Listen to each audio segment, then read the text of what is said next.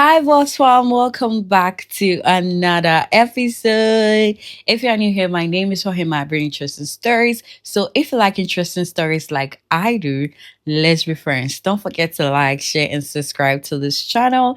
And make sure you hit on that notification bell so that as soon as I drop a new juicy video, you'll be the first person to be informed. Without wasting much time, let me say a quick shout out to AC Grace Y2J and Mama G R3B5N for being the first people to comment on my last story. Thank you so much for the love and the support, and thank you all too. Have you guys heard of the story that is trending? Hey, human beings are wicked, oh. Well, if you've not heard it, I'm coming to tell you. So make sure you grab your popcorn, make sure you grab your banku, anything that you can use to enjoy this video. Grab it and sit down and relax and enjoy. And to make this clear, I got the story from Rams on Facebook and it has been trending for a while now. So I decided to share it with you guys to know your opinions on it. So let's get right into the story. I gave birth to a cute baby boy. He's currently 6 months old, but it's a pity I wouldn't be around to raise him. My story is long. I've been married for almost 2 years. 2 years. When I first met my husband, he was doing really well. He had his own car and was running a good electronics business. Everything looked great on the surface. We rushed into it, honestly. We married after only 6 months of dating. He kept telling me we needed to marry fast and start a family because he was 49 and wasn't getting any younger. I wasn't keen on rushing things, but I thought about it hard. I was 36 and my biological clock was ticking loudly, so I finally agreed. I did my research. We visited his family and they were all absolutely excited to welcome me. Truth is, I had worked incredibly hard for myself and I was doing great. I have three huge shops where I do wholesale and I have people working for me. I own three houses and two cars. So, yes, I was and still am doing very well. Things were okay when we first married, but only a few months later, my husband started complaining. His business was sinking, and I mean drastically. I supported him financially countless times. I must have spent more than 3 million naira trying to save his business, but it was useless. It kept sinking.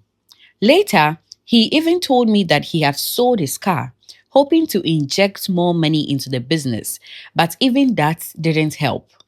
We were renting an apartment after the wedding. I know. I had three big modern houses, but I refused to live in one of my places because he is the man, and I wanted to follow him wherever he took us. But things got so bad that he couldn't even pay the rent anymore. That was when I took over. Literally every single bill has been on me since then. I took up his responsibilities, sending money to his parents, and now I'm even sponsoring two of his siblings' university education, all while still supporting my own family. I was planning to help him get back on his feet, but he said he was done with electronics. That's when he came up with an idea that we should move into one of my houses instead of wasting money on rent. Then he pleaded with me, saying that he would prefer to do the same kind of business I am in because I'm so good at it. He asked to follow me to my shop every day so he could learn everything. I said, okay. Honestly, I just needed him to stand up on his own 2 feet again. So we moved into one of my apartments with the clear plan that once he was financially stable, we would move out. We went to the shop together every single day. Within a few months, I had given him all my contacts, introduced him to the suppliers, and basically handed over all my business connections. I then spent millions to establish a new shop for him and gave him the capital to start. This is where all the problems began. My husband would come to my shop, look around, and make sure he bought the exact same products as me. Then he started going behind my back to steal my customers. He would lure them to his shop by undercutting me. For example, if I was selling a dozen of a certain shoe for 100,000 naira, he would sell his for 99 or 97,000 naira. My own business started collapsing. I didn't understand what was happening. I was losing customers fast, but for the sake of peace, I never confronted him about it. Luckily, I still had some new contacts and a few secrets about the business he didn't know about. And that's how I managed to survive. It got so bad that I even had to sell one of my shops to bounce back. Then I found out I was pregnant. When I was 8 months along, my doctor advised me to take some time off. Luckily, my sister had just finished school, so I put her in charge to help my business. After the baby was born, that's when he started his campaign. He would hold our son, look me in the eyes, and say, "Honey, now that we have our son, a future for our family is set. As a man, I need to make sure that this boy is completely secure. We need to do things the proper way. For his sake and to protect his inheritance, we should put the papers of the houses, the shops into my name, into him, the husband's name." He gave me three convincing reasons. He was like, "If anything ever happens to you, the law can be complicated. With the properties in my name as the father and the head of the house, our son's inheritance is protected instantly and clearly. No one can ever contest his rights to the father's properties. If I'm going to grow this new business and be the provider I should be, I need to look good on paper.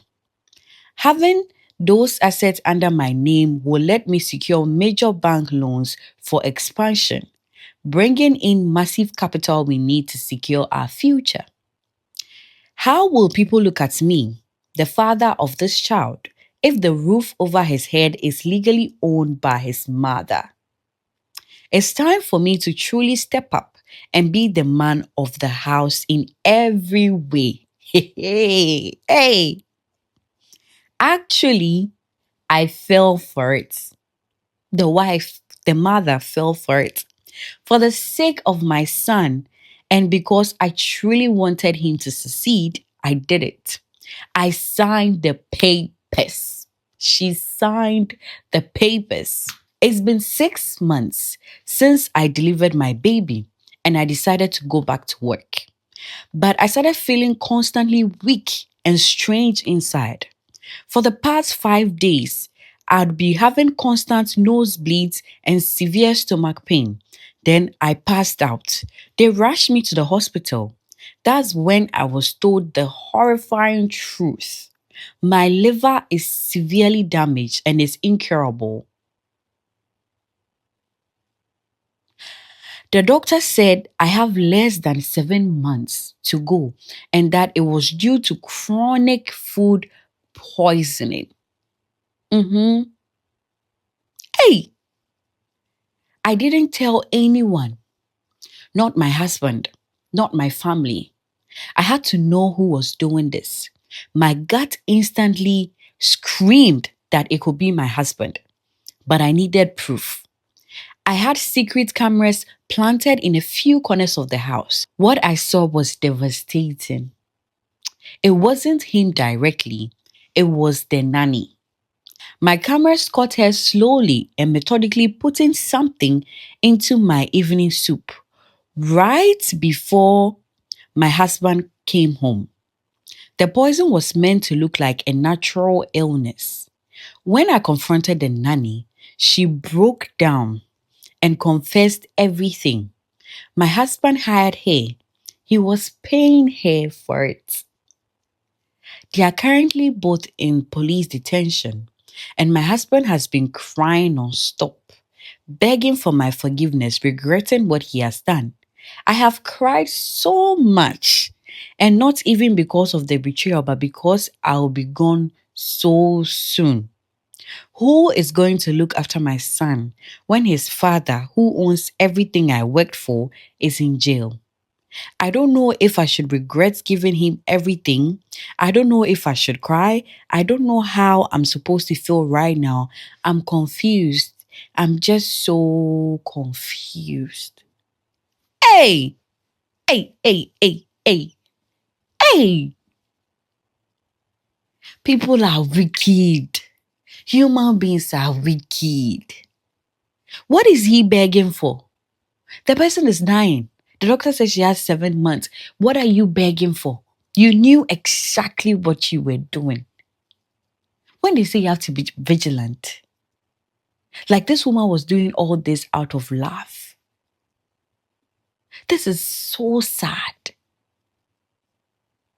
I'm just praying that she gets healed or something can be done. Something can be done about it. Or she should just like fly outside and just look for some specialists to see if something can be done about her liver issue. This is serious. Anyway, so that is what is happening. So if you've not heard, those of you that you trust people anyhow, people are wicked. Be vigilant. Open your eyes. Pray to God for the spirit of discernment, so that when people are doing things that will not benefit you, people who hate you get close to you. You see it.